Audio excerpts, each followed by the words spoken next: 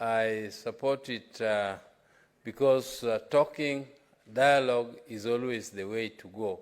And this is not only in Kenya, it is all over the world. And Mr. Speaker, those who are saying that there has been negotiations every election in Kenya, maybe were born yesterday. But I can tell them that since independence, which is more than 60 years, there have been always elections every 5 years. And I don't think there was a dialogue every 5 years. There was only dialogue when there was a problem. The dialogue only comes, Mr. Speaker, when there is a problem. And those who also don't know, it is through those dialogues that we have a new constitution. This constitution, which you are saying you support, came because of dialogue. And it is because of those negotiations and so on.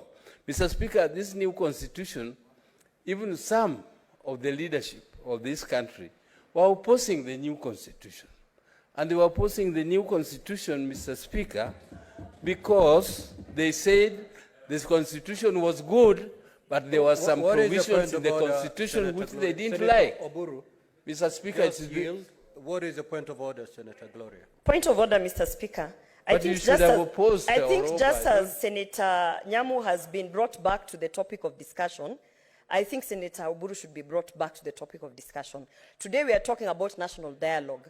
And I think if he continues with that line of talking about some of us who were born yesterday, today, we know that he's the youth representative, but we also are not talking about who's the youth representative and who's older than who. Let him stick to the national dialogue conversation. Senator Oburu, as you ooze with your wisdom, kindly do not belittle the ones who are younger. Kindly proceed to make Thank you, Mr. Speaker. Mr. Speaker, I'm just saying that there were people who opposed it because there were some few things which needed to be corrected, and this national dialogue is giving them an opportunity to correct what they did not want in this constitution. Mr. Speaker, I don't see how that is relevant because Madam Senator Oruba opposed this dialogue, and she was saying, I support it, but everything she said was opposing it. When you want to oppose, just oppose. And when you want to support, just support. Yes, there's no shame in supporting or opposing. So Mr. Speaker, I don't want to continue much more.